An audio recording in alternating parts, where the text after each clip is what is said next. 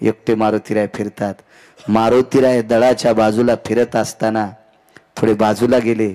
त्याच बाजूला त्याच्या हाडामासाचा त्वचेचा गोळा पडला होता. मारुतीराय चालत असताना साजूक चांदण्याचा प्रकाश होता आणि त्या प्रकाशात मारुतीरायच्या पायावर तो गोळा आदळला.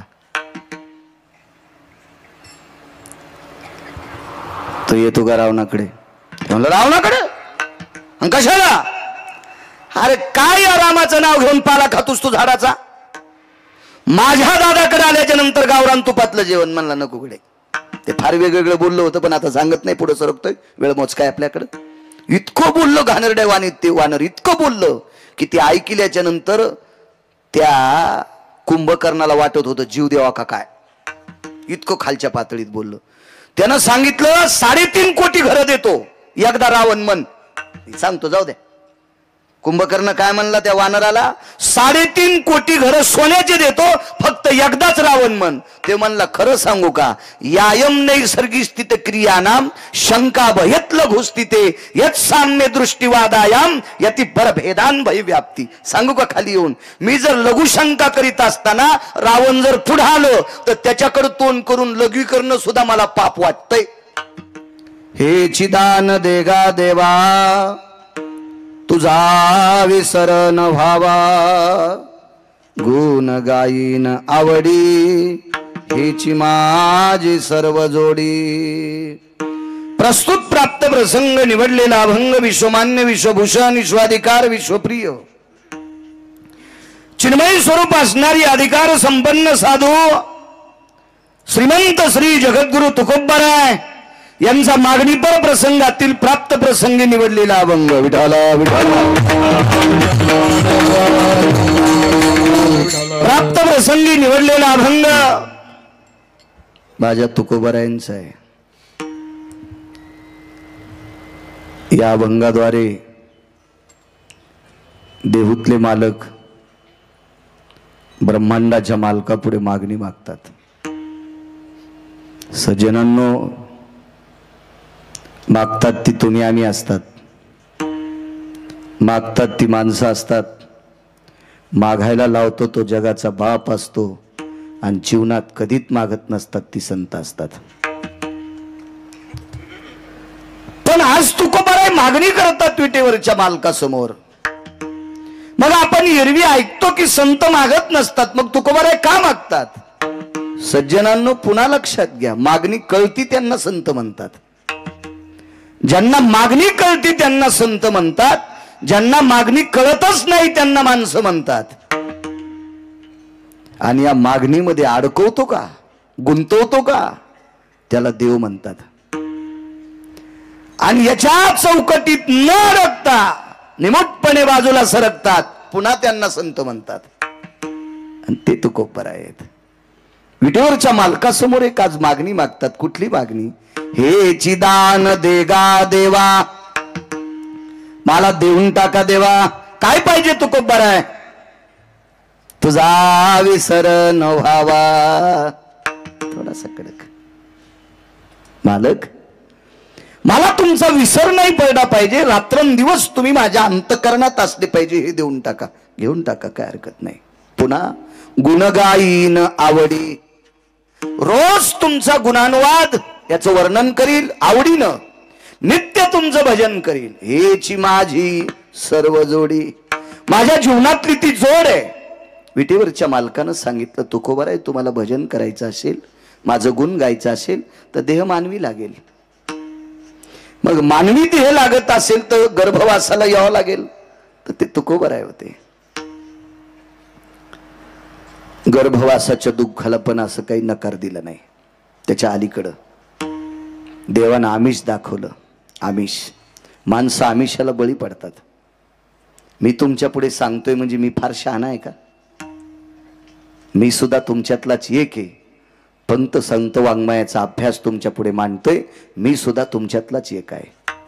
माणसं आमिषाला बळी पडतात. जे आमिषाला बळी पडत नाहीत ती संत असतात. देवानं तुकोबारायला मोक्षाचं आमिष दाखिलं, धनाचं आमिष दाखिलं. तुकोबाराय म्हणले नकोय. न लगे मुक्ती आणि संपदा, मला मोक्ष नकोय देवा, मला संपत्ती नकोय, संत संग दे सदा, मला संतांची संगती पाहिजे. मग संतांची संगती पाहिजे, भजन करायचे, रात्रंदिवस माझं गुण गाणार, देव मानवी पाहिजे. मग गर्भवास तुका म्हणे गर्भवासी, सुखे घालावे आमाशी. देवा गर्भवासाचं दुःख किती असू द्या, पण गर्भातून बाहेर पडल्याच्या नंतर रात्रंदिवस तुझं गुण गावा एवढं देऊन टाक रे देवा. हा साधा सोपा सरळ अभंगाचा अर्थ झालं कीर्तन विठाला. हे चिदान देगा देवा तुझा विसर न व्हावा. तुकोबाराय जगाच्या मालकाला एक दान मागतात, देवा मला तुझा विसर पडला नाही पाहिजे एवढं देऊन टाक. वाटेल ते देण्यासाठी जगाचा मालक तयार आहे. काय देता येत नाही त्याला. या सृष्टीतल्या प्रत्येक घडामोडी ज्याच्या मुठीत आहे तो काय देऊ शकत नाही, काय देऊ शकत नाही.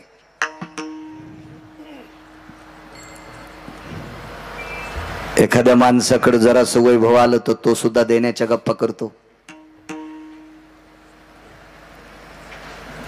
त्या विश्वाचं वैभव ज्याच्या ताब्यात आहे तो किती देत असेल कल्पना करा. त्याला काय देता येणार नाही, काय नाविन्य असेल त्या मालकाकडे.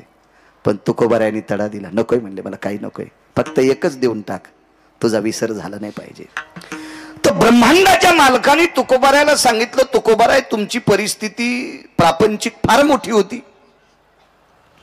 पण कालांतरानं तुमची प्रापंचिक परिस्थिती म्हणजे आर्थिक परिस्थिती इतकी ढासळली, एवढी ढासळली, एवढी ढासळली, ती पाहून मला सुद्धा करमत नाही. कोण म्हणते माहितीये? पंढरपुरातले मालक. तुकोबारायाने सांगितलं, देवा माझी प्रापंचिक परिस्थिती पाहून जरी तुम्हाला करमत नसेल, पण मी काही माझ्या प्रापंचिक परिस्थितीची व्यथा तुमच्या पुढे बांधलेली नाही. मी सतसत विवेक बुद्धीने विचार करून तुमच्या पुढे एक मागणी मागतोय, मला फक्त तेवढी देऊन टाका, तुझा विसर न व्हावा. माझ्या प्रापंचिक परिस्थिती जी माझ्या प्रारब्धाची गती आहे. अन्नमान धन हे तो प्रारब्धाधीन, याच्या बाबतीत काही तुम्ही करू नका देवा. जे असेल ते माझं प्रारब्ध मी भोगण्यासाठी तयार आहे. आणि त्रेतायुगात तुम्ही तुमचं प्रारब्ध तुम्हाला चुकवता येत नाही, तुम्ही आमच्यात कशाला बोट घालता. कर्मे श्रीराम वनवासा गेला, कशाला चुकवता बोट घालून. मला इतकंच देऊन टाका. मला काय प्रखर भाषा असले लोकांची. ग्रामपंचायतच्या सदस्य पुढे बोलताना भेऊन बोलावं लागते. एखाद्या वेळेस आपण याच्या विरोधात गेलं तर याच्या रानातून रस्ता असल्यावर जाऊ देतं का नाही. माझ्या विरोधात गेलतास तुला माया रस्ते गळा शेतातून रस्ता बंद. विश्व ज्याच्या ताब्यात आहे रमेशराव, सरळ तुकोबाराय म्हणले, देवा आमच्या बाकीच्या गोष्टीत काही तू बोट घालू नकोस, हा त्याच्यात टांग मारू नकोस, फक्त तेवढंच देऊन टाक, मला तुझा विसर नाही झाला पाहिजे. महाराज हे ऐकत असताना सुद्धा देव शांत आहे. त्या अर्थी या लोकांचा अधिकार किती मोठा असेल कल्पना करा. या बोलणाऱ्या लोकांचा अधिकार किती मोठा असेल. याचं कारण सांगू का? विश्वाचा मालक किती मोठा आहे हा तुम्हा मला जर ठावा केला असेल तो संतांनी केलाय. महाराज एका ठिकाणी म्हणतात, तू विसरून गेलास का? अरे आम्ही तुला ठाव केलं देवा, जगांना तू माहित केलास ना. आम्ही केले, आम्ही केले, आम्ही केले. पुरावा आहे फार सुंदरसा. वा, ही त्या अधिकारावर असलेली कडक तात्विक सात्विक भाषा. याच्या पलीकडचं सांगू का? संत इतक्या प्रबळ स्थितीनं का बोलतात माहितीये का? विश्व ज्याच्या ताब्यात आहे त्याला जगाचा बाप म्हणतात. तुम्हाला आणि मला इथं किती दिवस ठेवायचे आणि कोण्या दिवशी मळ्यात नेऊन फुकायचं ही ज्याच्यात ताकद आहे त्याला देव म्हणतात. पण त्याला सुख द्यायची ताकद संताची. संताचे सुख झाले या देवा, मनवून सेवा करी त्यांची. देवाला सुख देण्याची ताकद संतात आहे. भगवान मला माझ्या परिस्थितीचा कशाला विचार करता, एकच देऊन टाका, फक्त तुझा विसर झाला नाही पाहिजे, याच्या वेळी काही नकोय. मालक म्हणले, तुकोबाराय माझा विसर तुम्हाला पडला नाही पाहिजे असं देऊन टाकतो, पण फायदा काय? मला माहिती आहे काय फायदा आहे.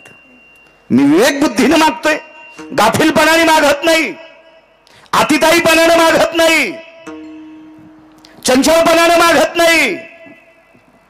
विवेकाला स्थिर करून मागतोय देवा की तुझा विसर न पडण्यात जी ताकद आहे का ती कशातच नाही. तेवढंच देऊन टाक. बऱ्याच मागण्या केल्या. कधी कधी देवाच्या पायाची सेवा मागितली, कधी कधी कधी त्याच्या नामाचा उच्चार मागितला. वाटेल असं काही काही. कधी कधी देवा मला वारकरीच कर, पैन भिकारी पंढरीचा वारकरी. अशा बऱ्याच बऱ्याच बऱ्याच बऱ्याच गोष्टी मागत गेले. आज मात्र तुझा विसर न व्हावा हे मागितलं. देवानं बऱ्याचपैकी काही सांगितलं होतं. तुम्हाला घर देतो, नकोय. पद देतोय, नकोय. संपत्ती देतोय, नकोय नकोय नकोय नकोय नकोय. का नको म्हटले असतील? वडिलाची रीत जाणतसो, काही मागणे हे आम्हानुचित. वडिलाची रीत जाणतसो. आमच्या बुजुर्गांनी आतापर्यंत विश्व निर्माण झालं त्यावेळेस पासून या संप्रदायातल्या लोकांनी, माझ्या बुजुर्गांनी काहीच मागितलं नाही देवा. मग मी कशाला मागून वर्षांचं नाव खराब करू? नकोय देवा, काही नकोय, काही नको, काही नकोय. तुकोबरा एका वारकऱ्याचं चरित्र देवाला सांगतात. का मागितलं नाही तुकोबरायने? वडिलाची रीत जाणत असो. अंगद नावाची व्यक्ती त्रेतायुगात होऊन गेली. फार चतुर, सात्विक, सदाचारी, पुण्यशील, कर्तव्य दक्ष नावाची एक व्यक्ती होती अंगद. अंगद तसा योनीनं पशु योनीत होता, वानरांच्या योनीत होता. पण एवढा कर्तव्य दक्ष अंगद, एवढा कर्तव्य दक्ष अंगद, पंढरपुरातल्या मालकांनी 7व्या अवतारात त्रेतायुगात आपल्या पक्षाचा सेनापती पद अंगदाला देऊन टाकलं. एवढ्या अधिकाराचे अंगद होते. आणि ती पूर्वजाचा इतिहास तुकोबाराय देवा पुढे मांडतात. मला बाकीच्या कारणात गुंतू नको, मी मागतोय तितकं देऊन टाक. या अंगदाला पंढरपुरातल्या मालकांनी लंका देऊ केली. लंका, त्या लंकेमध्ये 7 कोटी घरं सोन्याची होते. 7 कोटी. एका घराची चौकट इकल्यावर 15-12 आमदार होता येते. रावणाच्या एका घराची चौकट इकल्यावर 15-12 आमदार होता येते. काय मायवेली कोणाची? त्याच्या विरोधात फॉर्म भरायची. नुसत्या भावट्याचं वजन होतं 22.5 क्विंटल. रमेशराव, 22.5 क्विंटल. उभ्या आणि आडव्या भावट्याचं वजन 22.5 क्विंटल होतं. 22.5 क्विंटल. कुलाफेन, फाळ्यान, तडशेन, फडशेन हे तर सोडून द्या. 15-12 आमदार होता येते. 15-12 एका चौकटीत. एका चौकटीत गुणिले 7 कोटी चौकटी. छत वेगळे, भिताड वेगळे, पायऱ्या वेगळ्या, फरच्या वेगळ्या. 269 किलोमीटरचं एकीकडचं भिताड होतं. गोळ्या नाही संपल्या माया, वाचून सांगतोय, ऐकून बी सांगत नाही कोणाचं. 269 किलोमीटरची भिंत पूर्वेकडची होती. पूर्वेकडची पूर्ण सोन्याची. 3 भिताड घरी गेल्या बघा किती लांबीचे होते आणि किती उंचीचे होते. ते अंगदाला देऊ केलं. फॉर्म टाकला मारुतीराया पुढं. राजे हो, मागायसाठी फॉर्म टाकला असता तर फाडून टाकला असता. देण्यासाठी फॉर्म टाकला. मारुतीरायाने सांगितलं तुमचं तुम्ही बघा. 7 कोटी घराची लंका देऊ केली अंगदाला. आणि मारुतीरायाला सांगितलं तुझ्या हाताने देऊन टाक. मारुतीराय म्हणले जरी आमच्या कुळातला असेल पण मला खालीवरी बोलून तुम्ही ठरवा. अंगदाला जवळ बोलवलं. अंगदा, जी मालक, जी जी जी जी. रावण मरेपर्यंत सीता देत नाही. होय. आणि रावण मारल्याशिवाय मला सीता नेता येत नाही. आणि रावण मारल्या मी लंका देऊच कोणाला? मला वाटतं तुला देऊन टाकावे. अंगदानं सांगितलं देवा याच्यानंतर हा शब्द वापरायचा नाही. वापरायचा नाही हा शब्द, वापरायचा नाही. कशामुळे मला लंका द्यायले? ऐक ना अंगदा, तुझ्या बापाला मी मारलं रे, वालीला मी मारले. तुझ्या भावाला जरी मी मारला असेल तरी पण तू माझ्या पक्षाचा झेंडा धरला, याच्याकरता मी तुझ्यावर प्रसन्न आहे. म्हणून तुला 7 कोटी घराची लंका देऊन टाकतो. नका देवा, कशाला कशाला देताय? लक्ष्मणजीला राग आला. लक्ष्मण शेषाचा अवतार, थोडासा राग येणं साहजिक आहे. आणि लक्ष्मणजीनं सांगितलं अंगदा कोणाकडे नकार देता? शांत बसाला. आणि मालक म्हणे जास्त फुमफुम करू नका, शांत बसा. ते अधिकारी लोक होते, ते भेट नव्हते कोणाला. भेटाय कोण माहितीये का? कानकोंड. जे ताटाखालचं मांजर असतंय का ते कोणाच्याही दारात शेपूट आली. ते कोणा हे कानकोंडीच नव्हते लोक. याच्याकरता भ्यायची काही गरजच नव्हती ना. लक्ष्मणजीला म्हणलेलं आणि मालक शांत बसा. लक्ष्मणानं सांगितलं अंगदा तुला कळतंय का कोण आहे? जगाचा बाप आहे. मग लंका भेटते का कोणाला? पण ती तुमच्यासाठी दुर्मिळ असेल, आमच्यासाठी सुलभ आहे. लक्ष्मणजीला माहीतच नव्हते पोरग किती अधिकारी बापाचे. तर अंगदानं सांगितलं, लहाने मालक मोठे मालक ऐका, लंका ज्याची आहे त्याला रावण म्हणतात, आणि त्या रावणाला बगलात घेऊन माझ्या बाबानं 4 समुद्राच्या आंघोळी केल्या. माझे बाबा किती ताकदवान असतील याचा विचार करा. रावणापेक्षा 28 पटीने शक्तिशाली वाली होता. जर माझ्या बाबाच्या मनात रावणाच्या संपत्तीविषयी पाप असतं तर बगलात रावण दाबला असता, टमाट फुटल्यासारखा रावण फुटला असता. लंका कोणाला राहिली असती? लक्ष्मणजी म्हणले वालीला. मग वाली गेल्यावर लंका कोणाला? अंगदाला. मग ज्या बापाने दुसऱ्याच्या संपत्तीवर डोळा ठेवला नाही, ज्या वालीने दुसऱ्याच्या संपत्तीवर डोळा ठेवला नाही, त्या निष्ठावंत वालीचा पुत्र मी अंगदे. मलाही सुद्धा लंकेवर डोळा ठेवून मालकाचं भजन करायचं नाही, निष्काम सेवा करायची. नकोय नकोय म्हणून हे अष्टादश संतांपैकी मालक म्हणतात, वडिलाची रीत जाणत ह्या मागच्या लोकांनी आतापर्यंत काही मागितलं नाही भगवान या आर्थिक व्यवस्थे बाबतीत. मग मला कशाला बुडवता? मला फक्त एक देऊन टाका, तुझा विसर न व्हावा. मग काय माझा विसर न पडण्यात तो कोबार आहे? तुम्हाला काय साध्य होणार आहे? ऐका देवा, द्वापार युगामध्ये पांडवांचं कौरवाचं वैर झालं. अत्यंत विकोपाचं वैर होतं, ते टोकाचं वैर होतं. आणि या वैराकार दुर्बुद्धीला खतपाणी घालणारा एक त्या काळातला विवेक भ्रष्ट, मतिभ्रष्ट, नीतिभ्रष्ट, आचरण भ्रष्ट, शील भ्रष्ट, 23 प्रकार आहे त्याच्यातले, बस झाली एवढेच. असा एक व्यक्ती होता. तो त्याचं नाव होतं शकुनी, गांधार देशाचा राजा.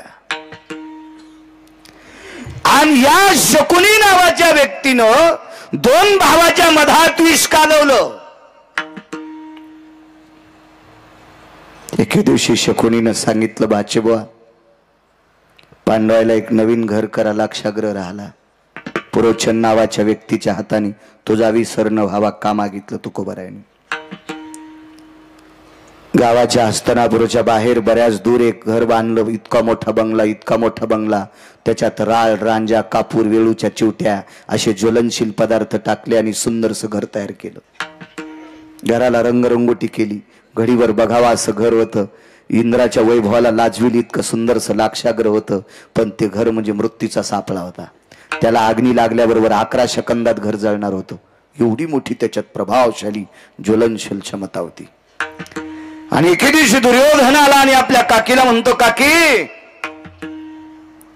तुम्ही राहता त्या घराची पडझड झालेली आहे. बाबा राजे आहेत माझे, मी राजपुत्र आहे, राजकुमार आहे. या नात्यानं माझ्या काकीला आणि माझ्या भावाला चांगल्या प्रतीचं घर भेटावं याच्याकरता तुमच्यासाठी त्या घराचं नियोजन केलंय. पण कुंती अधिकारी स्त्री होती. कुंतीनं होकार दिला पण राहण्यासाठी जात नव्हती. कुंतीनं सांगितलं, सुयोधन राजकुमार जाते एके दिवशी. मुहूर्ताचा दिवस निश्चित केला आणि त्याच्या आधी 4 दिवसानं विदुर काकाच्या घरी प्रवेश केला. आपल्या भाऊजाई आल्याबरोबर विदुर काकांनी आवाज दिला, वहिनी साहेब आपण या या, वहिनी साहेब या. बसायला बोऱ्या टाकला. विदुराच्या धर्मपत्नीनं पाणी दिलं आपल्या जावेला. विदुरानं विचारलं, वहिनी साहेब हाळशाच्या घरी गंगा यावी असं आमच्याकडे तुम्ही आलात, काय काम आहे? काका, राजकुमारांनी आम्हाला गावाच्या बाहेरचा वाडा राहण्यासाठी दिलाय. त्या घरात परवाला मुहूर्त काढला आणि त्या घरात राहण्यासाठी जायचंय. काकांनी सांगितलं, होकार दिला वहिनी साहेब? जी. जा आता. होकार दिलाय त्या अर्थी जावा लागन वहिनी साहेब. पण लक्षात ठेवा, ज्या दिवशी राहण्यासाठी जाताल त्या दिवशी 2 मिनिटं माझ्याकडे येऊन जा. निश्चय केला. राहण्याचा दिवस ठरला आणि त्या दिवशी आपली 5 वासरं घेऊन एक आई आपली लेकरं घेऊन त्या घरात राहण्यासाठी जात असताना चौकात उभे केली लेकरं. धर्माला सांगितलं, बाळा सांभाळ आपल्या 4 भावांना, मी 2 मिनिटात काकाकडे जाऊन येतोय. काका झोपड्यात राहत होते पर्णकुटीत. हो, धृतराष्ट्र मृत्यू पावल्याच्या नंतर 1250 वाड्याचा मालक, 1250 वाड्याचा मालक, हो 1250 वाड्याचा मालक. पण झोपड्यात राहत होता 12 वर्षाच्या झोपड्यात. विरक्तातला आरूढ व्यक्ती, राजकारणातला 2 नंबरचा डॉन होते विदुर काका. राजकारणातले 2 नंबर. पृथ्वीवर जितके देश आहेत का, एकाही देशामध्ये विदुरासारखा 2 नंबरचा डॉन जन्माला आला नाही, ते विदुर काका होते. महाराज पंढरपुरातला मालक राजकारणातला 1 नंबरचा डॉन होता, पण विदुराला राजकारणातले पाडे विचारल्याशिवाय राजकारणातला पाऊल पुढे टाकत नव्हता. देवानं विदुराला राजकारण विचारावा, एवढा टोकाचा राजकारणी होता रमेशराव, एवढा टोकाचे. आणि त्या विदुर काकांनी आपल्या भाऊजाईला एक प्रतिमा दिली. वहिनी साहेब, ह्या प्रतिमेचा विसर पडू देऊ नका, तुम्हाला चिंता नाही. पदरात ती प्रतिमा बांधली आणि लाक्षागृहात राहायला गेले. कोनाड्यात वस्त्र टाकलं, त्या वस्त्रावरती प्रतिमा अधिष्ठित केली आणि आपल्या बाकीच्या नित्य व्यवहाराला सुरुवात झाली. एका व्यक्तीनं प्रश्न केलता, घराला अग्नी लागल्यावर 11 सेकंदात जर घर जळत असेल तर मग कोणती स्वयंपाक कुठं करत असेल? प्रश्न गोड आहे, गोड प्रश्न आहे. महाराजाच्या नाकात वारं नाही घुसायला पाहिजे असं काही विचारल्यावर. घराला अग्नी लागल्यावर जर 11 सेकंदात घर पेटत असेल संतोष बुवा, तर मग स्वयंपाक कुठं करत होते? तर त्या घराला तळमजला होता. म्हणून राहत्या घराला वास्तुशास्त्रानुसार तळमजला निषेध असतो असं वास्तुशास्त्र सांगते, गिरगावकर सांगत नाहीत. आणि वास्तुशास्त्र काय गिरगावकराच्या घरातल्या लोकांनी लिहिलेलं नाही. तुम्हाला जरी पटत नसेल तर ज्यानं लिहिलंय त्याची सोय पहा. विठाला विठाला विठाला.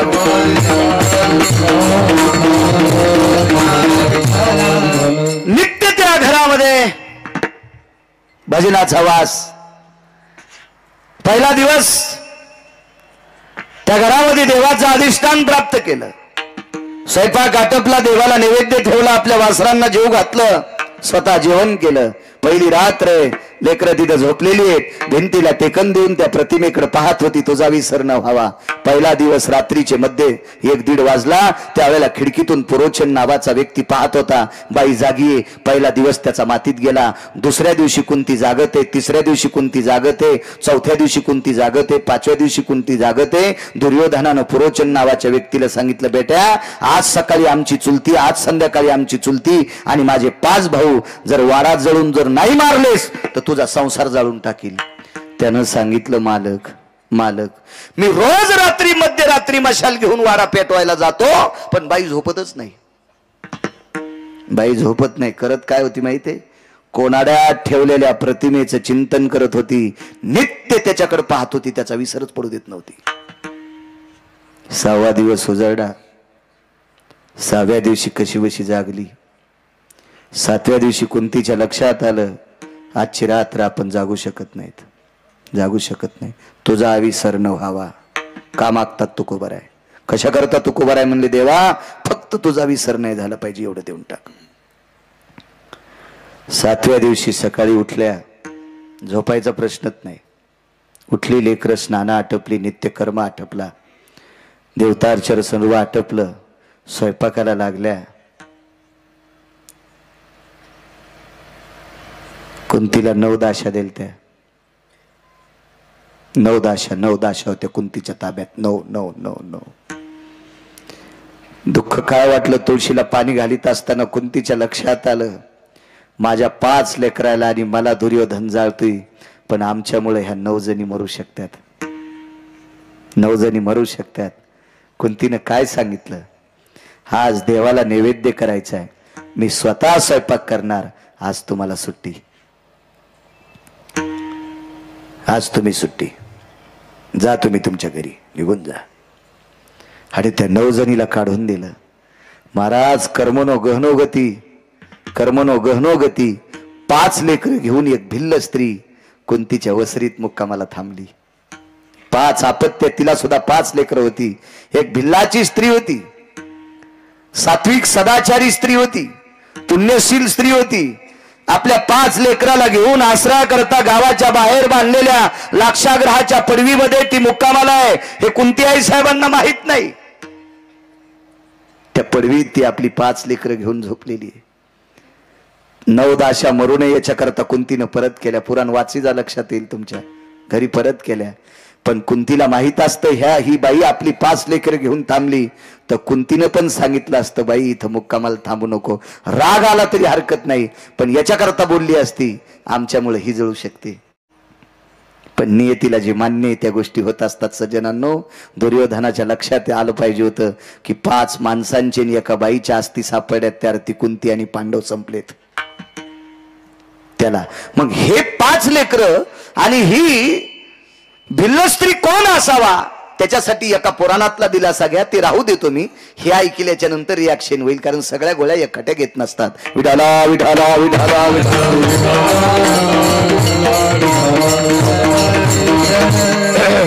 सातव्या दिवशी पुरणपोळीचा स्वयंपाक केला. आपल्याकडे भारतीय संस्कृतीमध्ये आटापिटानं सायासानं केलेला स्वयंपाक म्हणजे पुरणपोळीचा. आता त्या स्वयंपाकाला एवढी फारशी काही किंमत राहिली नाही. पूर्वीच्या काळात गोड हे कमी खायला भेटत होतं, म्हणून सणाची इतकी आतुरतेनं वाट पाहत होते माणसं की त्या सणाच्या दिवशी पुरणपोळी खायला भेटेल, खीरपोळी खायला भेटेल. असं गोड पदार्थाच्या बाबतीत अशी जिज्ञासा होती, आवड होती, कारण जी ती गोष्ट मिळत नव्हती ना. जी गोष्ट कमी मिळती का तिच्यावर जास्त अपेक्षा. मेथीची भाजी सुरुवातीला 25 रुपयाला जुडी असली की जास्त खावा वाटती, आणि 5 रुपयाच्या 5 जुड्या असल्या की बाया चिरून वाळू घालतात वड्यात टाकायला. हा निसर्गाचा नियम आहे. निसर्ग. वांगे 100 रुपये किलो असले की देठा सगळं चोखून खातेत, आणि 5 रुपये किलो असले विषय नाही. कुठलीही गोष्ट, जी गोष्ट कमी मिळती का ती जास्त चित्तात असती. लहानपणी गोड गोष्टीला एवढी किंमत होती, एवढी. अहो, शिरा माणसं इतका इतका ताटावर वाया जाऊ देत नव्हते, इतका इतका, एवढा एवढा. आता मोठाल्याच्या लग्नामध्ये कमरा इतकाले डस्टबिन बुंदीच्या लाडून आणि गुलाबजामुन भरतेत. म्हणजे ती मोठाली माणसं खराब करतेत नाही, त्यांच्या लग्नात जेवायला आलेली नालायक माणसं इतकी मस्ताडून गेली, माझ्या भाषेत सांगू का, इतकी माजून गेली, इतकी माजून गेली. 2056 आपल्यासाठी वाईट येणार आहे. 2056 लिहून घ्या. माझं काय फार वय नाही, पण मी फार जुन्या लोकांची ग्रंथ वाचणारा माणूस आहे. 2056 आपल्यासाठी वाईट येणार आहे. त्याच्यामध्ये पैशाची बंडल सापडतील, पण अन्नाचा दुष्काळ असेल. सज्जनांनो, शांती ब्रह्म एकनाथ महाराजांच्या चरणी साष्टांग दंडवत, ज्ञानोबराय तुकोबरायच्या चरणी साष्टांग दंडवत. आपण वारकरी प्रांतातले माणसं आहेत, जराशी जिज्ञासा अंतकरणात ठेवा. अन्नावर एवढं मातू नका. जुन्या माणसाची एक मन आहे, गरिबी आल्यावर लाजू नये, श्रीमंती आल्यावर माजू नये. आपण अन्नाच्या बाबतीत इतका इतका इतका इतका अतिताईपणा करायलो, इतका अतिताईपणा करायलो. म्हणून या अतिताईपणाचा राग जर पंढरपुरातल्या मालकाला आला तर 2056 आपल्यासाठी बेकार येईल. हे येऊ नये सज्जनांनो. म्हणून बुटा चपला सगळं पाया पडतो. अन्नाच्या बाबतीत अंतकरणात पाप येऊ देऊ नका. आपल्याला लागेल तेवढंच पात्रावर घ्या, आपल्याला लागेल तेवढंच पात्रावर घ्या, जेणेकरून या पापाचे पडसाद उद्या आपल्या चिल्या पाल्याला फेडण्यासाठी येऊ नये. याच्याकरता जुन्या लोकांनी सुद्धा हे अंतकरणात ठेवा. विठाला विठाला विठाला. पुरणपोळीचा स्वयंपाक केला, देवाला नैवेद्य ठेवला. देवाला नैवेद्य ठेवत असताना त्याच्या डोळ्यात डोळे घालून बघितले नाही, कारण पोळ्या त्याला केल्याच नव्हत्या. कोणाला केल्या त्या लक्षात घ्या. 5 लेकरं जेवायला बसली, 5 लेकरं जेवायला बसली. गोड बेस कमी करा दादा. तुपाच्या वाट्या भरून ठेवल्या तिघायला. धर्म, भीम आणि अर्जुन, इको पण कमी.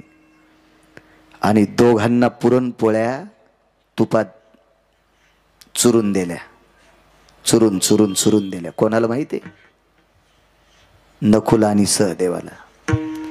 कारण हे 3 कुंतीचे होते आणि 2 माद्रीचे होते. माद्री जात राहिली होती. कुंतीच्या लक्षात आलं, नियतीने आपल्याला मदत करावा, नियतीने म्हणावा, पोटच्या लेकरापेक्षा सवतीच्या लेकरावर जास्त प्रेम करती, असं नियतीनं म्हणावं, लोकांनी नाही म्हणावं. इतकी जिज्ञासा कुंतीच्या अंतकरणात होती. 5 मुलांना गावरान तुपाचं भोजन दिलंय, पुरणपोळीचं. नकुलानं विचारलं, आई हाच काही सण आहे? हाच काही पर्व काळ आहे? भगवंताचा जन्मदिवस आहे? एखाद्या संतांचा जन्मदिवस आहे? नाही बाळा. मग का पुरणपोळ्या केल्यास ग? बाळा, आपल्या घरात मांडलेल्या कोनाड्यामध्ये एक प्रतिमा आहे, ती जगदानंद कंद जगतपती द्वारकाधीश कृष्ण परमात्म्याची प्रतिमा आहे. त्याला नैवेद्य केलाय. नैवेद्य त्याला केलाच नव्हता. सांगू तुम्हाला, संध्याकाळी पांडव झोपल्याच्या नंतर रात्रीचे 12 वाजले. आता मात्र डोळे झाकायला सुरुवात झाली, कारण 6 रात्र जागली होती. मुठीसारखे डोळे झाले, पापण्या माग सरकलेल्या होत्या, डोळ्याच्या खोबणीतून बुबळं बाहेर आलेली होती. आणि कुंतीनं देवाला सांगितलं, देवा अरे लेकरांना काय सांगू, याच्याकरता तुला नैवेद्य केलाय असं सांगितलंय, माफ कर रे देवा, तुला नैवेद्य केला नाही, लेकरांना केलता का? कारण आजची रात्र काळाची आहे, आणि या रात्रीतून जर नाही वाचले देवा, तर या लेकरांना गोड खाऊ घालण्याची संधी याच्यानंतर पुन्हा कधी येणार नाही. या हाताने चिमुकल्या बाळांना आपल्या हाताने गोड पदार्थ खाऊ घालावा, याच्याकरता पुरणपोळीचा स्वयंपाक केला रे देवा, पण नाव तुझं दाखवलंय, माफ कर. रात्रीचा 1 वाजलेला आहे. पुरोचन नावाचा व्यक्ती खिडकीपासून मशाल घेऊन गेला. कोणती आईसाहेब जागे आता? आईसाहेबाच्या लक्षात आलं, अर्ध्या पाऊण तासात 1 सव्वा दीड तासामध्ये आता आपल्याला झोप लागणार आणि पुरोचन नावाचा व्यक्ती महालाला अग्नी लावणार. रात्रीच्या 1 वाजता उठली, कोणाड्यात ठेवलेल्या प्रतिमेपाशी गेली. देवा आतापर्यंत तुला अंतकरणात ठेवलंय, तुझा विसर पडू दिला नाही, आता शक्य नाही रे देवा, आता शक्य नाही. देवा मला नेलंच तर ने रे, त्याबद्दल दुमत नाही, माझी वासर वाचव रे देवा, या वंशाचे दीपक आहेत रे, माझ्या वासरांना वाचव रे देवा, वाचव माझ्या वासरांना. देवापाशी आपली व्यथा सांगितली. लेकरांच्या उशाला भिंतीला टेकन देऊन बसली.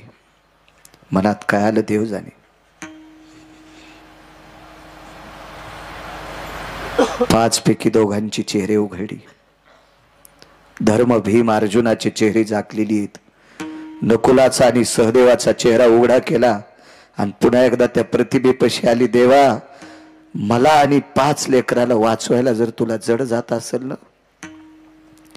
मला आणि माझ्या 5 लेकराला वाचवायला तुला जड जात असेल ना देवा, ते याच्यातून सूट देते, मला मार. धर्म भीम अर्जुन मार, पाय धरते रे तुझे देवा, तुझ्या पायावर विनंती करते रे, नकुलाला आणि सहदेवाला मात्र मारू नकोस, दोघायला वाचव. साष्टांग प्रणिपात केला आणि भिंतीला टेकन देऊन बसली. शेवटचा प्रणाम केला. देवा आता जागू शकत नाही, आतापर्यंत तुला स्मरणात ठेवलंय, विदुर काकांनी सांगितल्यानुसार तुझा विसर पडू दिला नाही, आता टाकणं शक्य नाही. डोळा लागला, कुंती आई साहेबाचा डोळा लागला. प्रतिमा पाहणं बंद झालं आणि पुरोचन काही अंतरावर मशाल घेऊन येत होता. हे द्वारकेतल्या मालकाच्या लक्षात आलं, आता काही वेळाला जर पुरोचन पोचला आणि कुंती झोपलेली अशी जर कळालं तर लाक्षागृहाला आग लावणार आणि काही सेकंदात पांडव आणि कुंती जाणार. रात्रीच्या 1:30 पावणे 2 वाजता जागे झाले. जगाची मालकीन रुक्मिणी आई साहेब उठून बसल्या पायथ्याला. काय प्रभू? काही नाही. भालदार झोपदार जी सुदर्शन घेऊन या. रात्रीच्या समयाला देवघरात सुदर्शन असायचं. ते सुदर्शन प्रभूच्या हातात दिलं आणि जगाच्या मालकानं ते सुदर्शन बोटाला अडकिलं आणि त्या सुदर्शनाला सांगितलं, अरे जिनं 7 रात्र जागून मला अंतकरणात ठेवले, मुठीसारखे डोळे झालेत रे, तिला आणि तिच्या वासरांना मारण्याचा प्रयत्न पुरोचन नावाचा व्यक्ती हस्तिनापूरच्या नालायक राजाच्या मुलाच्या सांगण्यानुसार करतो, गांधार देशाच्या हलकट राजाच्या सांगण्यानुसार करतो, जयद्रथासारखा मूर्ख व्यक्ती त्याच्या सांगण्यानुसार करतोय, दुःशासनासारख्या दुर्जयी माणसाच्या म्हणण्यानुसार करतोय. पण लक्षात ठेव रे सुदर्शना, वाचो. चक्रा मार के धरनी फोडी, लाखा जोर में पांडव बैठे, गुप्ता आग लगाई, बिगरी किने बजाई नाथ मोरे, बिगरी किने बजाई. ते सुदर्शन सोडलं, ज्या ठिकाणी कुंती आणि पांडव आहेत त्याच ठिकाणी भुयार पडलं. नर्मदेच्या तीरावर पांडवांनी कुंती घेऊन गेले आणि लाक्षाग्रह जळालं. सकाळी दुर्योधनाच्या लक्षात आलं आपली काकी आणि आपले 5 भाऊ वारले, पण आस्ती कुठे येता? एका बाईच्या बांगड्या सापडल्या भाऊ, त्या भिल्ल स्त्रीच्या बांगड्या होत्या आणि 5 अपत्यांच्या अस्थी सापडल्या. लक्षात घेतल्या बांगड्या कुंतीच्या असावा आणि या 5 मुलांच्या अस्थी सापडल्या या पांडवांच्या असावा. बुजदिल दुर्योधनानं, नालायक दुर्योधनानं, निर्बुद्ध विचाराच्या दुर्योधनानं आपली चुलती आणि आपण भाऊ मृत्यू पावल्याच्या नंतर दिवाळी साजरी केली. या भारत देशातल्या 14 नालायकापैकी एक दुर्योधन नालायक होता. रक्ताच्या नात्यातली संपल्याच्या नंतर दिवाळी साजरी करतो इतका नालायक दुर्योधन होता. पण महाराज ती पांडव नव्हते, एका साध्या स्त्रीचे लेकर होते, एका गरीब स्त्रीच्या अस्थी होत्या, तिच्या बांगड्या होत्या, तिच्या बांगड्या होत्या. चला तिकडे पोचले. या मुद्द्यावर अभंगावर माझे तुकोबाराय म्हणतात देवा, अरे ज्याला संध्याकाळचा ठिकाणा नाही तो रातच्या झोप मोडून उठत नाही. रातच्या झोप मोडून मला फीस कमी करायची होती, शिकायला होतो मी 7वी पर्यंतच शिकलो. आताची माई परिस्थिती इचकू नका, मी मागची सांगायलो, मी मागची सांगतोय मागची. तर एका त्या फॉर्मवर सरपंचाचा शिक्का आणि सही लागते ते फीस माफ करण्यासाठी. त्याला कोणता फॉर्म म्हणते सांगता येईल का? ABC form. वा वा. त्या फॉर्मवर सही घ्यायची. मग सकाळी सकाळी सरपंचाच्या घरी गेलो तर 9 वाजलेले होते. 9 वाजता गेल्यावर सरपंचाची बायको लेंड्या झाडू लागली. 5-6 शेपुड्या होत्या लिंबाखाली बांधलेल्या आणि लेंड्या झाडू लागली. तर मी म्हणलं बाई बाई दादाला बोलायचं, इतक्या सकाळी थुत्र घेऊन चालतात? 9ला सकाळ असती होय? झोपू गिपू देतात का नाही? काय गुत्त घेतलं गाव ते ना? आणि हिच्या नवऱ्याला एकच बोट, रात्री एक हार पिलता, दारापुढे एकच दिसू लागला. तर त्याची बायको इतकी आयटीत आलेली. 11 वाजता ये. तर 11 वाजता गेलो तर ते घरी नाही, ते घरी नाही, ते घरी नाही. संध्याकाळी गेलो, संध्याकाळी तर ते त्याचा दरुजा पुढून होतं, मागून भीतीला टकरा घेऊ लागला. ए उघडणं दरुजा, उघडणं दरुजा, मागून भीतडाला. हो. तर ते काय शिका हाणणारे त्या टायमाला एबीसी फॉर्मवर. माझ्या लक्षात आलं आपला फॉर्म बी चुरगाळून टाकीन, याला सकाळी भेटू. पुन्हा दुसऱ्या दिवशी सकाळी गेलो, दुसऱ्या दिवशी सकाळी. तर त्याच्या बायकोने इतकं धुन केलं, इतकं धुन केलं. तिनं धुन केल्या. मी म्हणलं आपल्याला शिकायचंच नाही, इमानदारीनं शिकलोच नाही, शिकलोच नाही. इतका बिनाकली तिचा नवरा. तर त्या बाईनं मला इतकं धुन केलं, नकोच म्हणलं देवा आपल्याला 7वीच्या पुढे शिकायचंच नाही. ही इतकी धुन कायली तर पुढे शिकल्यावर कोणी धुन केल्यावर करावंच काय? माझे तुकोबाराय म्हणतात देवा, गिरगावच्या बाळ्याला लेंड्या झाडणार बाईनं इतकं धुन केले, बुट हरपून येणाऱ्या नवऱ्याला ती उठीत नव्हती. हे सगळे कोण्या दिवशी बटन दाबून मारायचे ते तुमच्या हातात हे देवा. आणि तू रात्री 1:30 वाजता उठून पांडवांना वाचिलस. काय गरज होती देवा तुला? त्या विटेवरच्या मालकाच्या डोळ्यातून पाणी आलं आणि तुकोबारायच्या हृदयाला मिठी मारली आणि मानावर मान टाकली. तुकोबाराय 7 रात्र जागून माझा विसर पडू दिला नाही. आणि ती पांडवांनी कुंती जगाली असती तर मला करुणेचा सागर नाव हे पुसून टाकलं असतं, पुसून टाकलं असतं. दयेचा सागर, करुणेचा सागर हे नाव डांबरानं पुसून टाकलं असतं. मग ऐका देवा, तुमचा विसर न पडल्यामुळे जळत्या लाक्षागृहातून पांडवांनी कुंती वाचवता, ही तुमचा विसर न पडण्यात ताकद आहे. मग मला तरी दुसरं देताच कशाला, म्हणून पहिलं कडवं. वा देवा, याच्या करता तुमचा विसर पडला नाही पाहिजे एवढं देऊन टाका. देऊन टाकलं. गंधमादन नावाचं एक वानर आहे. हे गंधमादन नावाचं वानर भगवान प्रभू रामचंद्राच्या पक्षामध्ये झेंडा घ्यायचं काम करत होतं. धर्माची पताका, झेंडा त्याच्या हातात होता. त्याचं नाव होतं गंधमादन नावाचं वानर. 18 पद्म वानर 72 कोटी रिसन 56 कोटी गोलांगोळ. तुकोबाराय का म्हणतात, हे का मागण्या मागतात, याचा पुरावा तुमच्या पुढे मांडतोय. तुम्हाला मान्य असेल घ्या, नसेल मान्य तुम्ही तुमचं ठरवा. कारण पुराणाला संप्रदायानं शिक्कामोर्तब केले. पाहावे पुराणी विचारून. माझे तुकोबाराय म्हणतात पुराणीचा रस गोड आहे. पुराण सांगते ते आपल्या संप्रदायाला मानावं लागतंय. त्या संप्रदायाच्या नावानं 2 टायमानं भाकरी खातोय, त्या संप्रदायाच्या विरोधात मला कसं बोलता येईल. तुम्ही मान्य करा न करा, तुम्ही व्यक्ती स्वतंत्र आहात. तुम्ही ठरवा तुम्हाला काय करायचं. या सर्व वानरांच्या पुढे झेंडा घ्यायचं काम. एके दिवशी प्रभूंनी सांगितलं, 3रा दिवस युद्धाचा सुरू आहे. सकाळी दर्शन घेतलं, ते इतकं तापड होतो, इतकं तापड होतो, इतकं तापड होतो, इतकं तापड की बघताच सोय नाही. महाराज, रावणाच्या पक्षातल्या एकाही माणसाच्या हाताने एकाही वानराचा मृत्यू नाही झाला. आणि मग रावणाला गुप्तचरांनी सांगितलं, मालक आपलं एवढं सैन्य असून रामचंद्राच्या पक्षातला झेंडा धरणार वानर मरत नाही, काय आपल्याला ताकद आहे. रावणानं धारेव धरलं. संध्याकाळी मीटिंग घेतली. रमेशराव बेटा, कोणी नाही गेलं तरी हरकत नाही, पण आज गंधमादन वाजता कामा नाही. इतका बाणाचा वर्षाव झाला, इतकाचा बाण आला की उडी हानीत होत. पण कर्म नो गती.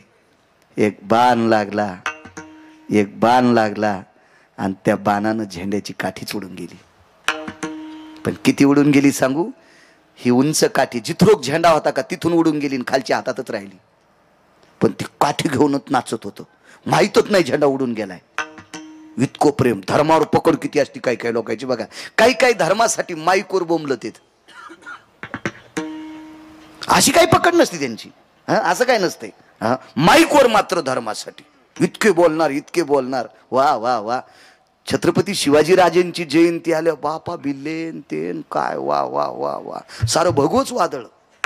हो. आणि जयंती झाली की 2-4 दिवसाला पोळी उकरी तू घोरपडी पाहला. बसायची जागा आणायला पाहिजे निबर काठीनं. नालाय का तू, लायकी आहे का रे. नुसता हावभाव करतो नुसता. ही इतकं आपल्याकडे काही गोष्टी आल्या ना, बापरे बापरे असं वाटतंय की पाहाचंच काम नाही. आमची इथे एक महाराज आले आणि त्या महाराजाला आंघोळ घालू लागले. मग त्या महाराजांना आंघोळ घालीत असताना काय झालं, हा बाबा बाबा इतकी गर्दी, इतकी गर्दी, इतकी गर्दी, इतकी गर्दी की बघायचंच काम नाही. कोणाला वाटतं की जाऊन तांबर पाणी महाराजांच्या अंगावर टाकावं. इतकी गर्दी, इतकी गर्दी. एका बाईला जातात नाही आलं, ती मधात नाही गेली, मोरीतून पाणी आल्यावर पेली. ते म्हणले नका का आंघोळ घालणं होईना, पण महाराजाच्या अंगावरचं पाणी मोरीतून आलंय ना, ते तीर्थ म्हणून पेली. तर मेथीची चप्पल चोरली. म्हणजे ह्या महाराजावर इथे श्रद्धा किती आहे. आपण हिच्या चपलाच्या पाया पडू. मी फेटाट व्हाच्या पिशवीत तिची चप्पल ठेवली. जाऊ द्या म्हणलं, एखादीशी भेटले आपल्याला पाया पडण्याचे पैसे द्यायला विला दुप्पट देऊ. पण ही महाराजाच्या अंगाचं मोरीतून आलेलं तीर्थपेती, त्या अर्थी हिचा भाव किती गोडे. आपण हिची चपलाची पूजा करू.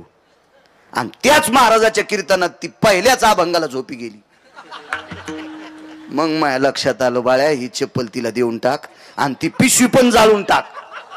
कारण तू हिची चप्पल ज्या पिशवीला लागली त्या पिशवीला पटका लागल्यावर तू कीर्तनात झोपशील. म्हणजे काही कायचा भाव इतका नदीला उतू जातो आणि त्यांच्या अंतकरणात कवडी इतका नसतो. इतका येडपट भाव असतो काही कायचा. काय वानराचा भाव होता त्या. काठी घेऊन उड्या आणत होतं ढकल्यांना ते काठी घेऊन, पण मागून खडा हाणला. गंधमादन यतो ध्वजापय धर्मदंडे शुभय स्थिता. नसता धर्मदंड आहे, ध्वज कुठे. अरे बापरे, काय करा. महाराज भेद आहे पुराणामध्ये. लक्ष्मणजीला आणि प्रभू रामचंद्राला वल्कल्य होती, त्या अर्थी वस्त्र नव्हते. असा भेद सांगितला वैकुंठवासी माधव महाराज मगर सुरजखेडकर यांनी. पण सुग्रीव नावाच्या व्यक्तीच्या कमरेला शेला होता बांधलेला. ताळ दिवशी उडी टाकली आणि पांढरा सुग्रीवाच्या कमरेचा शेला काढून घेतला. ते उपरनं बांधलेलं. आणि जी काठी होती का हातातली काठी ती एका बाजूला टोचली अंगात, भळा भळा भळा रक्त आलं आणि त्या रक्तात ते उपरनं भिजवलं आणि त्या काठीला बांधलं आणि प्रभूला सांगितलं, प्रभू ध्वज, स्वतःच्या रक्ताची ध्वज केली. हो काय गंधमादन असेल ते.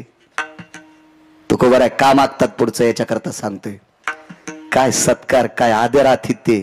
आणि हेच लक्षात आलं, एकदा खाल्ल्यावर 6 महिने उठत नव्हता त्याच्या. काय नाव होतं त्याचं? कुंभकर्ण. कुंभकर्ण. त्यानं पैजेचा विडा उचलला, उद्या गंधमादन ठुणारच नाही. त्यानं काही शस्त्र नेलेत नाही. गंधमादन ज्या कोपऱ्यात उभा होता त्या कोपऱ्यातले वानराशी ओरडे. पाल कशी किडावडी ती पाल पाल कसं जीभ लांबून आजे असं टाकल्याबरोबर ती किडावडी ती का नाही, तसे असे प्रेशरनं सगळीच वानर सगळी ओढली. हजारो वानर मदत केली, हजारो.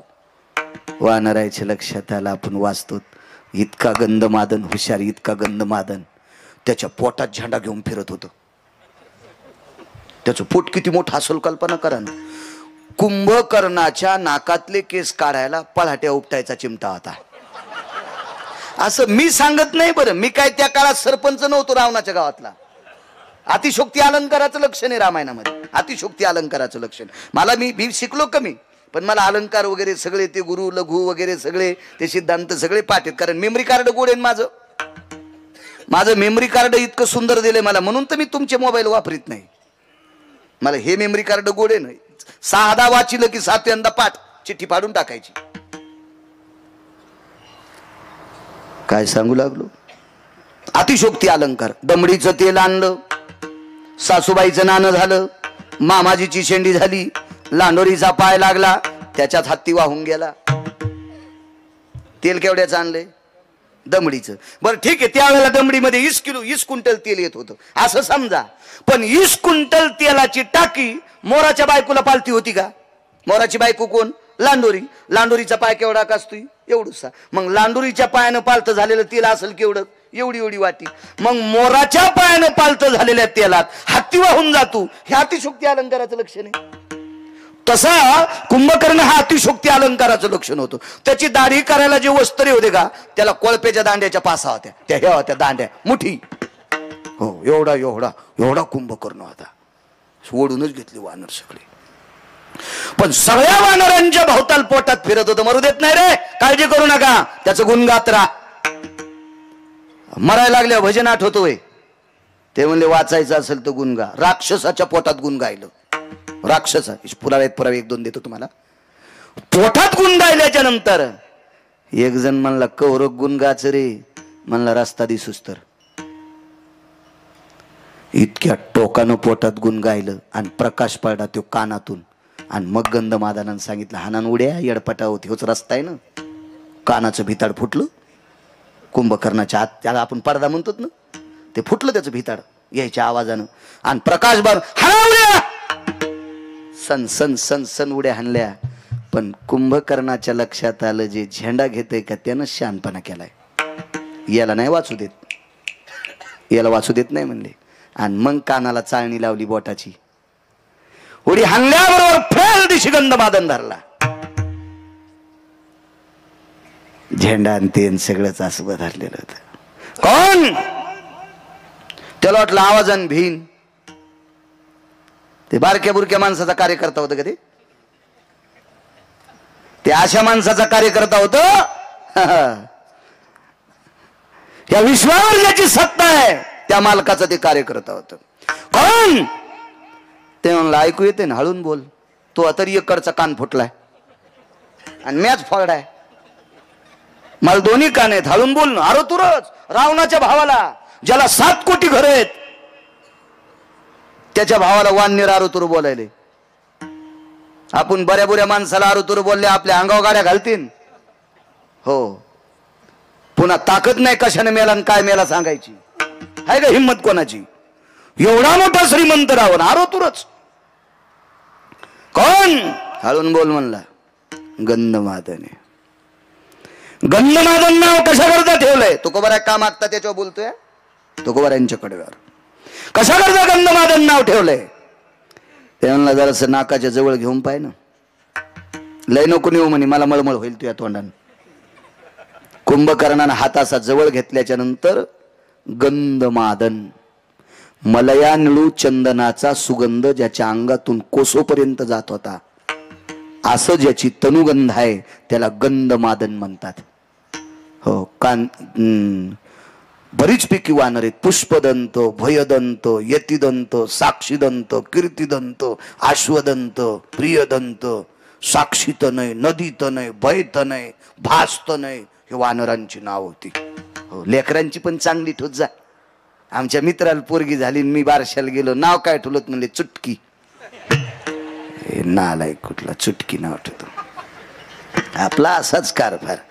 हो, घ्या आदर्श, मुस्लिम बांधवांचा आदर्श घ्या. अरे त्यांच्या धर्मामध्ये एक तिळा इतकी चूक करत नाहीत, म्हणून त्यांच्या बाबतीत धर्म खाली येत नाही. आपण नुसत्या धर्माच्या बाबतीत उड्या हाणतो आणि गप्पा हाणतो, पार टाळू फोडून गप्पा हाणतो, वागत नाही. साधी नावट होत नाहीत आपण आपल्या संस्कृतीनुसार. काल परवा 2-4 वर्ग शिकलेली ती पोराची आंटी म्हणली, ही आंटी नाव ठेवीन, तिला आकलीचा कांदा आहे का? हळदीची साडी होती तेव्हा सासू सासऱ्याला वाहिलं काढ आणि तिला नाव ठेवायचा मान द्यायला, तिला अक्कल आहे का? नाव ठेवण्याचा अधिकार अधिकाऱ्यांना सांगा जा, तात्विकांना सांगा जा. नाही म्हणे आमची आंटी लयच हुशार आहे, तिला मोबाईल लय पाहता येतो आणि मोबाईलवरच पाहून आंटीनं नाव ठेवलं. ते पोरग असंच, त्याचं नाव ठेवलं शाहू. हो, दवाखान्यातच ठेवलं. आणि शाहूला भेटायला मी गेलो दवाखान्यात. शाहूला भेटायला दवाखान्यात गेल्याच्या नंतर त्याचा वडील आमचे जरा सोबत शिकलो होतो 4थी पर्यंत, ते 4थीला गळालं, मी 7वीला आपटलो, म्हणजे शिकलोच नाही पुढं, ते नाही पुढं गेलं. तर मी म्हणलं अरे बघू दे मुलगा. हो, आताच नाव ठेवलं म्हणे आमच्या लहान्याची बायको आलती, म्हणजे त्याची भावजई. हो, सगळे म्हणले ती जरा शिकलेली आहे आणि तिनं नाव ठेवलंय शाहू. म्हणलं वा वा वा, पावदी म्हणलं तू हा शाहू. त्याचा शाहू पाहिल्याच्या नंतर बरा दिसला. कसा होईन रे? मी म्हणलं मला काय सांगता येईन कसा होईन, तर मला सांभाळीन का? मी म्हणलं बघू आता, इतक्या लवकर काय सांगता येईल, मी का देव आहे का? बाहेर आल्यावर एक ढवळ्या कपड्यावाली बाई भेटली. कोण आपण? गिरगावकर. इकडे कुठे? म्हणलं ते आमच्या मित्राला मुलगा झाला. तिनं असं कसं तोंड केलं. मी म्हणलं हिला काही संबंध नाही, काय नाही, त्याला पोरग झाल्या हिला. म्हणलं बाई तुम्हाला कसं काय मळमळ झालं? त्याचं बाळांपण केल्यावर तुम्ही अंगठी हरपली, त्याची डिलिव्हरी केल्यावर मग अंगठी हरपली. अर म्हणलं दाश्या पोरग दाखव बरं. त्याचं नाव दाश्या होतं. म्हणलं पोरग दाखव बरं. ते म्हणलं काय झालं? म्हणलं दाखव ना. तर लहान लेकर अशा मुठी वळीत येत. त्याची मी मुठ उकलल्याच्या नंतर सिस्टरनीची अंगठी गवसली. मी म्हणलं दाश्या लहान्याच्या बायकोनं याचं नाव शाहू ठेवलंय आणि झाल्याच यानं सिस्टरनीची अंगठी चोरली. याला जर तालुक्याचा आमदार केलं तर हे काय काय इकीन रे? हा, याचं नाव शाहू ठेवलंय, तिथं नाव ठेवणारी आण बरं. ते तिथंच होती बाजूला. काय झालं? अरे मी म्हणलं काय झालं? नाव तळ्याला आणि काम नदीला, याचं नाव तो शाहू ठेवलंस आणि यानं झाल्या सिस्टरनीची अंगठी चोरली ना द्वारका. तिचं नाव नव्हतं द्वारका, मी आमच्या इथली म्हणायलो विठाला विठाला विठाला.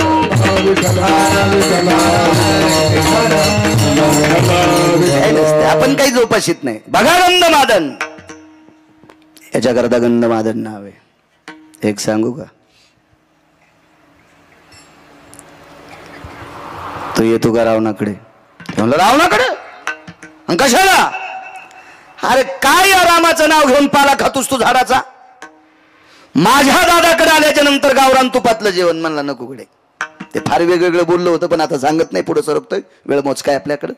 इतकं बोललं घाणेरड्या ते वानर, इतकं बोललं की ते ऐकल्याच्या नंतर त्या कुंभकर्णाला वाटत होतं जीव देवा का काय. इतकं खालच्या पातळीत बोललं. त्यानं सांगितलं 3.5 कोटी घरं देतो एकदा रावण मन.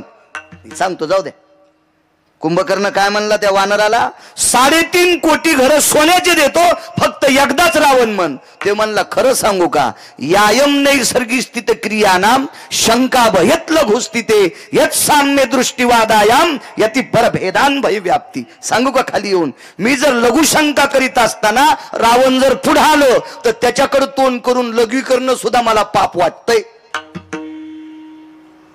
हे 7 कोटी घराच्या मालकाच्या विरोधात बोलले. काय वानर असेल दारशी कल्पना करा.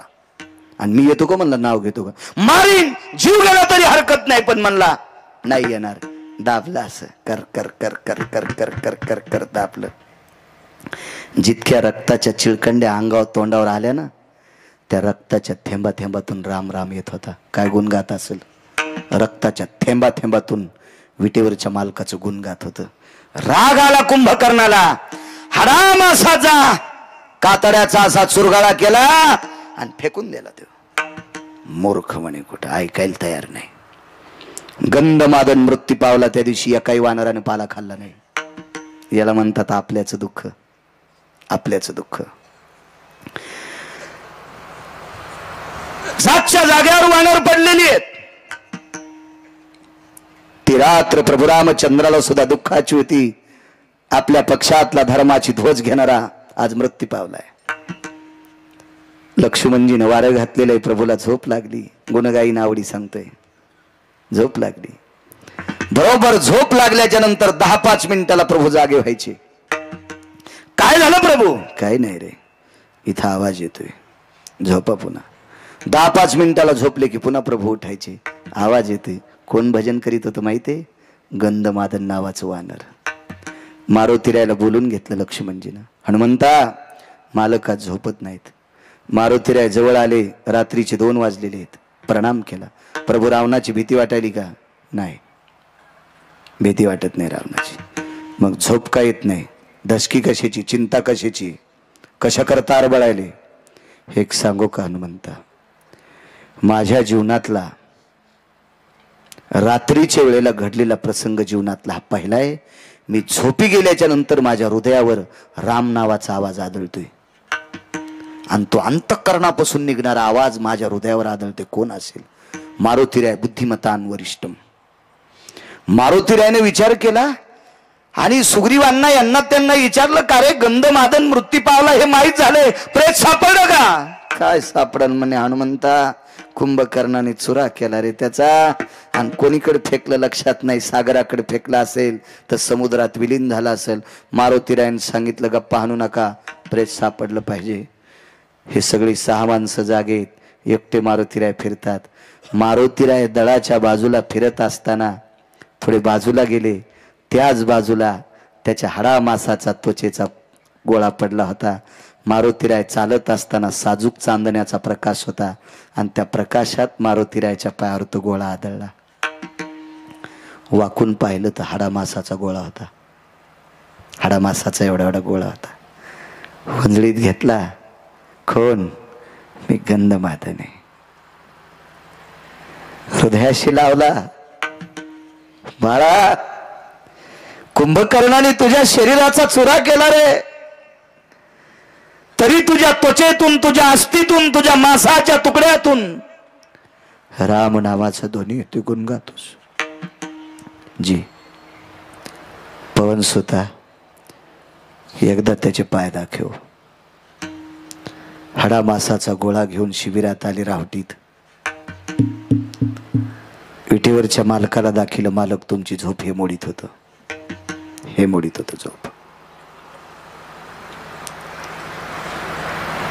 लक्ष्मणाने विचार केला, हाडा मासाचा गोळा आहे. ह्या मोठ्या रोडून एखादी मांजर यावा, बारीकस कुत्र यावा, बारीकस डुक्कर यावा, बारीकसा रानटी पशु यावा आणि त्याच्या अंगावून एखादा असं टायर जावा, कसलं दिसतंय ते भाग. तसं गंधमादनाचं असं शरीर, असं एवढा एवढा गोळा होता तो, छिन्न बिछिन्न झालेला गोळा. लक्ष्मणजीला वाटलं हनुमंताला कळत नाही देवाच्या हातात काय द्यावं. प्रभू, मारुतीरायने सांगितलं, लहाने मालक शांत बसा. आणि प्रभू रामचंद्राच्या वंजळीत तो गोळा दिलाय. देवा, हे तुमची झोप मोडते. अरे हाडा मासाचा गोळा आहे रे, मेलेल्या व्यक्तीचं मांस आहे, मेलेल्या व्यक्तीची हाडे चुरा झालेले, मेलेल्या व्यक्तीची त्वचा आहे कातड, हे काय माझी झोप मोडील? प्रभू थोडासा हात कानाजवळ नेता का? आणि प्रभू रामचंद्राने तो हात कानाजवळ नेल्याच्या नंतर त्या हाडा मासाच्या पुंजातून श्रीराम जय राम जय जय राम हा आवाज येत होता. कोण आहे? हे गंधमादन नावाच्या वानराचं शरीर आहे. हृदयाशी धरलं. ब्राह्मी मुहूर्त सुरू झालं. पहाटेचं 3:43 झाले. ब्राह्मी मुहूर्ताला सुरुवात झाली. जगाच्या मालकानं हृदयाला चिटकलेला पिंड पुढं केला आणि पूर्वेकडे बघून डोळ्यातल्या पाण्यानं तो पिंड धुतला. डोळ्यातल्या पाण्यानं अभिषेक केला. विभीषण बाजूला होता आणि विभीषणाला सांगितलं, विभीषणा, रावण मारल्याच्या नंतर तुला लंकेचा राजा करणारे हे मी तुला देऊन टाकले.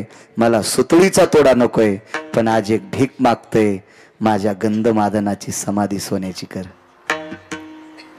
गंधमादनाची समाधी सोन्याची कर. आणि ब्राह्मी मुहूर्तावर गंधमादनाला अंत्यविधी झाला. ती जागा आरक्षित केली. तिथे दगड रवला. रावण मारल्या गेला. 65 क्विंटल सोन्याची समाधी केली.